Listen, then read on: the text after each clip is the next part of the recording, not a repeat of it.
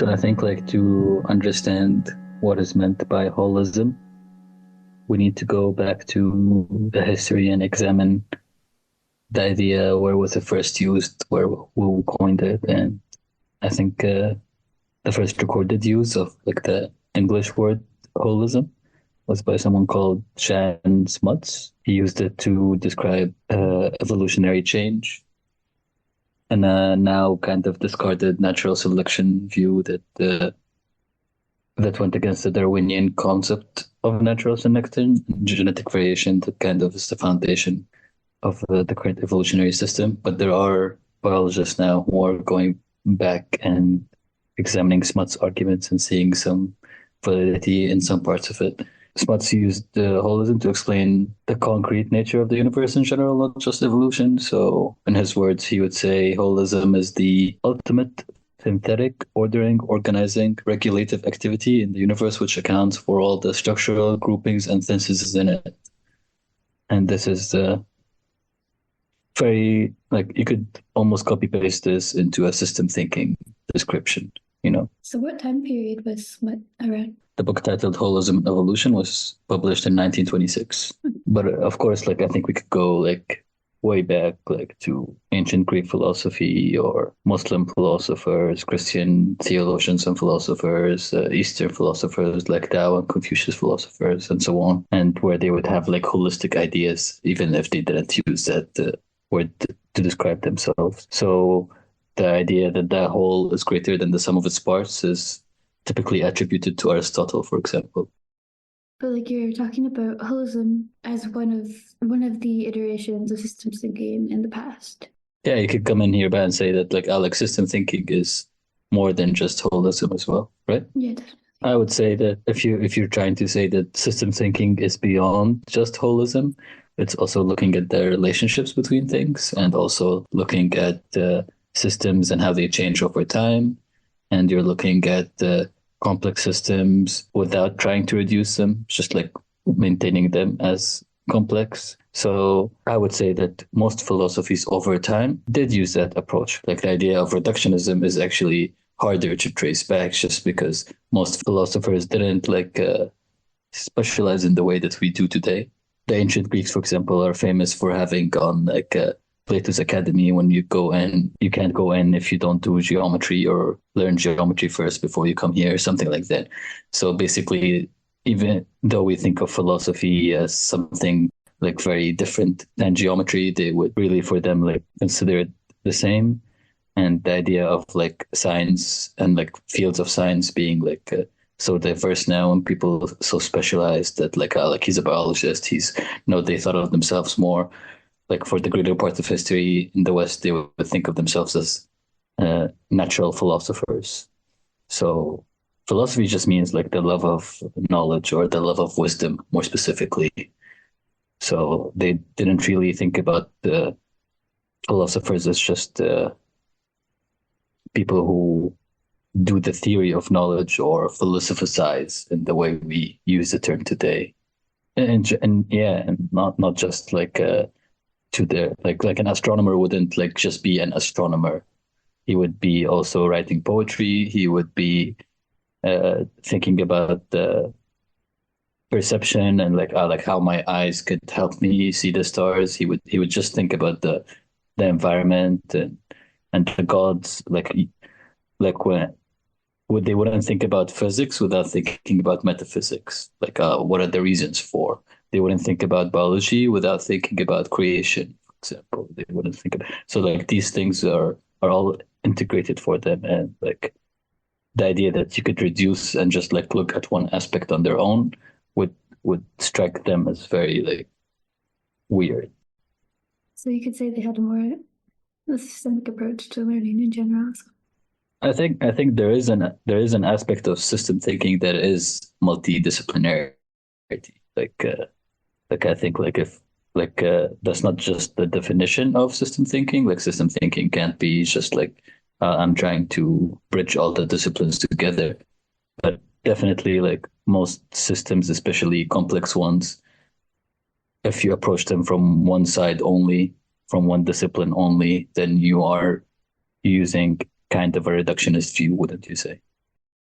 Yeah, I think of that sort of grand unified theory is like kind of what systems thinking is, or systems thinking is trying to get away from. Yeah, Is there more you want to expand on the history of that shifting between reductionism and systems thinking? I think the ideas of holism and the ideas of subjectivity and objectivity also come in. So I don't want to just see the history of system thinking in the sense of holism, but also the idea of objectivity and subjectivity of the thinker himself or scientist or philosopher or whatever you want to call him. So the question of subjectivity and objectivity, at least the way that I look about it, is easiest to think about when you're thinking about the field of history itself. So there was a big argument in the 1800s. It kind of continued into the 1900s, discussing what is the role of the historian and how much could we have objective history, as opposed to history being done in the past in a more subjective way. Mm. So these let's call them objectivists would say that being trying as much as you can to be neutral, trying to present both sides, and trying to not just write down the history that the government wants you to write, kind of thing, would make you objective. There's someone, a historian and theorist called E.H. Carr, who wrote a book called What is History? I really enjoyed reading that book because he's basically talking about objectivity, no matter how much of an aim it is not something that we can actually immediately grasp, because you can't escape subjectivity as a thinker as a whole, no matter what, because even if you have the most objective facts, how you group these facts, how you write them down, the narrative you construct is really based on the context that you examine. Choosing to study a history is always has to do with the environment that you're in. Mm-hmm. Would you say that it might be part of systems thinking to approaching an objective view of history is to adopt as many subjectivities as possible? Yeah, so and also acknowledging that to have objectivity as the aim is okay, but you should also acknowledge your own subjective biases, your own assumptions. What are you bringing to the table, rather than saying no, my intent is objective and my intent is neutral, so it's impossible for me to be subjective, and that this is truth or more truthful than the historians who are subjective. I think actually being subjective on purpose and taking one subjective view, although that is reductionist, is really fine and better than someone who's fooling himself into thinking that he's being objective, because writing a history and you're saying the history of Islam from the perspective of a Muslim is more honest than someone who's saying history of Islam, period. And he just thinks that he is not bringing anything to that table from his own assumptions or his own perspective. That makes sense. I was thinking about in systems thinking how you really need to examine your own biases and your position relative to that system that you're looking at. So that's kind of the same here. Yeah, exactly. Are you part of that system? Are you an outsider looking at it? It really makes sense when you think about the Earth as a system, for example, or the biological and natural world. We are a part of it, but we are also observing it. And if you think of yourself as everything that has to do with humans is artificial, everything that has to do with nature is natural. So anything that is not us is nature. And this kind of definition is problematic because it makes us think of مثلا, for example, chemicals as something synthetic, even though chemicals make up also all of nature. So it just leads to fear of vaccines, for example, even though vaccines are as natural as the natural immune responses to natural components, which are viruses as well, or bacteria or whatever. Yeah. We can think about the way our metaphors changed in time along with our technology. So you have someone like Descartes who's trying to present his dualism using the metaphor of the mind and the body is like a ship. He says, I'm not merely present in my body as a sailor is present in a ship, but I'm very closely joined, as it were, intermingled with it, so that I and the body form a unit. So he means something a bit more intimate than sailors in their ship.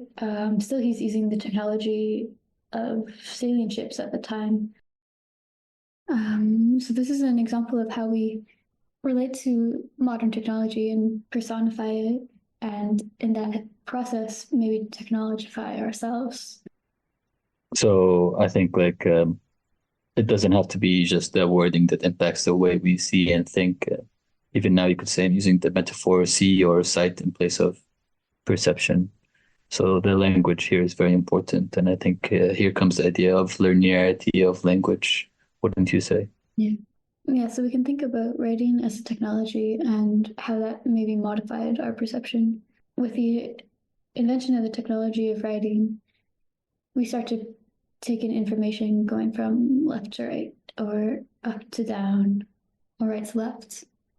Maybe that gave us or emphasized a perspective of linearity in our perception of like our own lives, like from birth to death.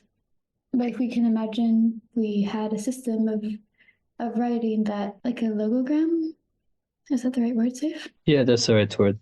Like where you have pictures and pictures signify concepts or words as a whole instantly. Yeah, there's a short story by Ted Chiang called Story of Your Life, and there's this alien race that writes in like a complex logogram, which could be like more simple as in one word, or more complex, like very detailed for like a maybe like multiple paragraphs or something. But the point is that you take in all the information at once, and these aliens, they're in their worldview, they perceived all of time as happening in one single instant, which was reflected in their writing as well. And Ted Chiang goes further into depth about how the aliens relate their body structure to their writing. Like you could even like think about this if you could imagine you were, say, like a dragonfly, and you live part of your life underwater and then in the air, and you had maybe like 360-degree vision. How could that change the ways we like perceive the world, and would our myths have a lot more like metamorphosis, or you know, Yeah. you could Like how we see the world different before puberty and after puberty. yeah, exactly. And we could also think about like if we go further into writing, like maybe taking a more systemic view of it, we would include like thinking about how once something is written down, it becomes immutable. As writing replaces like oral tradition, then now you have right and you have wrong, because we can know like this thing happened for a fact, no matter like how subjective or objective it was at the time, but because you have that fact, you have the potential to be wrong. So if we look at something like land claims, which is like exemplified in the short story The Truth of Fact, The Truth of Feeling, also by Ted Chiang, he explores the idea that one side can be factually justified in like a land claim, and that eliminates the possibility of consensus and collaboration and like maybe living in harmony, because now you have one tribe who beyond a doubt are certain that they have a right to this land, and that the other tribe doesn't. Whereas in the past of like oral tradition, they might not be so certain, and they might that might lead them to work together as like two different peoples and find the consensus that works for everyone. So this like technology maybe has a dark side as well, and we could see like writing as giving like a legacy of inflexibility. We usually see writing as a sign of progress, but you can also think about the harm it causes as well, and maybe like the loss of certain values like harmony and maybe consensus. So we can see the writing as the source of this inflexibility or rigidity, but we could also look at it from a different perspective. Like the concept of private property or land ownership can also be responsible here, and could take many different lenses to look at the same issue. And so if you're taking a full picture view or a systems thinking approach, you try to include all the different angles, and it can be like practically relevant today. Like if you're in the context of oral history again, like some universities in Canada, they'll allow Indigenous students to submit an oral recording of essay assignment. It could look like a good policy for Indigenous students that's trying to honor their culture, but I think it can be a little shallow, and I think it takes also oral history out of its context, because if you're recording an assignment instead of presenting it orally, like live, I don't see much difference between the recording and the writing in terms of now this recording is finished, it's set in stone, and it's immutable, whereas the presentation is live and it's more transient and more adaptable as like maybe you think about it after and you're Yeah, like I can see that this is just like a change of aesthetic without actually adding anything. It's kind of a it's an example of a reductionist paradigm missing the point.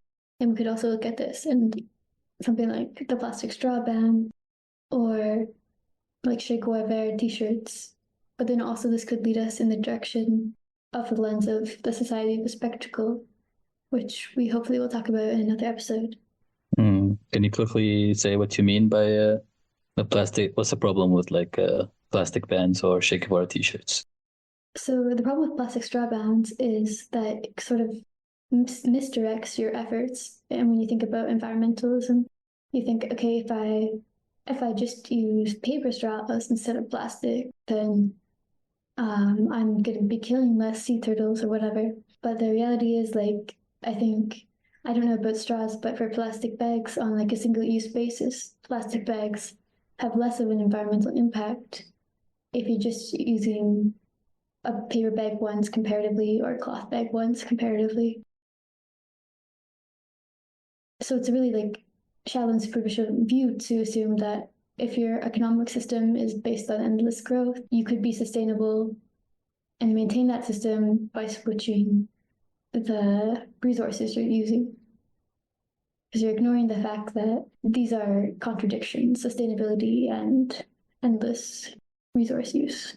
Yeah, I would also like think that like maybe like focusing on, for example, plastics and how prominent they are in the oceans or something like microplastics.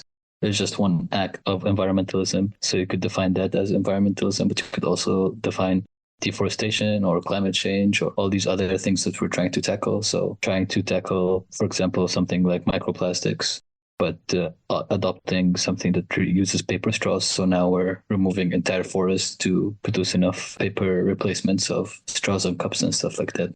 We've really shifted the problem to another area, but we haven't actually solved it. Part of the system. Yeah, we've just shifted it to another part of the system.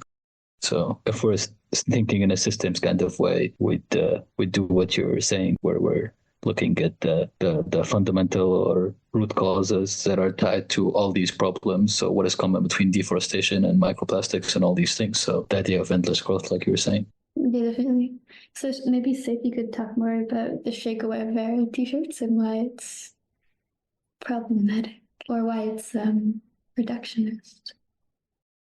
I think like the idea that in general, like you want to celebrate someone like Che Guevara because of his anti-capitalistic tendencies and worker rights and like all the things that he stood for are kind of like go against the idea of fast fashion and against the idea of sweatshops that produce these very shirts and goes against the idea of a rich capitalist profiting off his symbol and his icon. So this is really at the heart of like the idea of having a spectacle that really like undermines the actual cause or the original systemic kind of view and reduces it to a mere product that is easily marketed and commodified. So I wouldn't just put this in Che Guevara shirts, but like buying like an anarchy flag or buying like a it's like essentially buying like a product that is supposed to symbolize something that is revolutionary, but the process of buying it itself kind of undermines the revolution in a certain extent. So for example, like if I bought a 50% recycled water bottle, so I could help the environmental cause. Yeah, that would be like a one way to think about it, other than, of course, the whole problematic idea of individual responsibility, which is a whole other like bag of beans, is what they say, right? Can. I think it's a can of beans. Can of beans, a whole other can of beans. No, can of worms. It's a can of worms. Can of worms. I like how I got there in the end. Honestly, no one has can of worms, I feel. Like, I don't know where that metaphor comes from. I think you're mingling with the wrong crowds. Okay, so more about like how technology modifies our perspectives as like we modified technology. You could think about it maybe around the times of the Industrial Revolution, like the mind is like an industrial machine metaphor. So like I'm steaming, I'm fuming, this grinds my gears. I'm having a train of thought. Yeah, and the train of thought just went off track. Yeah. It went like clockwork. And then we could also think about the mind is like a computer. So as computational technology evolved, I wish I could delete that memory, or I can't compute that, or this guy's overpowered. Yeah. Or like I'm starting to shut down. Yeah, I just want to go home and shut down because of all the burnout that I've been having this week. Yeah, and burnout as well. Hey, I didn't think of that one. Yeah. We could also look at the internet and networks. We can think of ourselves as like out of sync, or like my mind's like lagging, or like it's the morning, so I'm still loading. Yeah. And then we see that so clearly in science, where you have something like the cell is a machine. I mean, we all know like the mitochondria is the powerhouse of the cell. It's just leftover of like a factory metaphor. For the cell specifically, it's kind of crazy because if you look at protein function, these proteins are not just powerhouses. Proteins serve many different purposes in the cell, and if you try to pin them down to one function, you're really like hiding that. And so now they've like labeled, as they discovered that proteins do so many different, like hundreds of other purposes possibly, they call them promiscuous proteins, which is also interesting because it makes it seem like they have like maybe loyalty to one function, but then they have other like cellular functions as like side pieces that they're You're replacing one problematic metaphor with another problematic metaphor, which really brings out the question of like, can you ever like escape the metaphor cycle completely and just speak directly about things? I think like to probably a certain extent, we're going to have to like adopt the view that I was talking about earlier with history, where we have to accept our subjectivity, but just define it and be aware of it and try to approach from different subjectivities. Yeah. But do you think that like not all metaphors are created equally? Like if you, for example, if you use like remember in the book The Music of Life, like you have that musical metaphor which includes temporality and many other aspects. Yeah. Yeah, I think like that definitely I would say that there are metaphors that serve better functions or are more pragmatic or are easier to understand or are faster. Like there's many ways to judge how efficient or effective a metaphor is at communicating something or being useful tool for understanding. And I think there's also like metaphors that could diminish understanding or cause problematic understanding. So like the idea of the selfish gene, for example, is kind of problematic because it introduces all of heredity and like all the idea of genetics basically to the gene, even though that's not the only thing that we're inheriting from our parents, right? Like you're inheriting also a microbiome, you're inheriting social and environmental factors, and the placenta itself has like a part of it that is tied to you. You're much more than just a DNA. Like there's and like a series of proteins that come from that, you know. So Richard Dawkins himself wouldn't ascribe the idea of like the selfish gene as something like that. It's just like later became problematic because people like took the metaphor too far or misunderstood it, you know. Do you think it's like a blanket statement? You couldn't say that like natural metaphors are like superior to what we might say are artificial metaphors? I don't think so necessarily. Like proteins are streaming. I think like any blanket statement would be reductionist in the sense of trying to have like a universal objectivity that Right. you know, I could see like different areas, not necessarily the body, but like different areas where like naturalistic metaphors could be problematic, like the idea of like talking about the economy as something that grows and that we should celebrate this growth, or you know, like there's really many ways that you could use naturalistic metaphors in ways that are problematic. Yeah.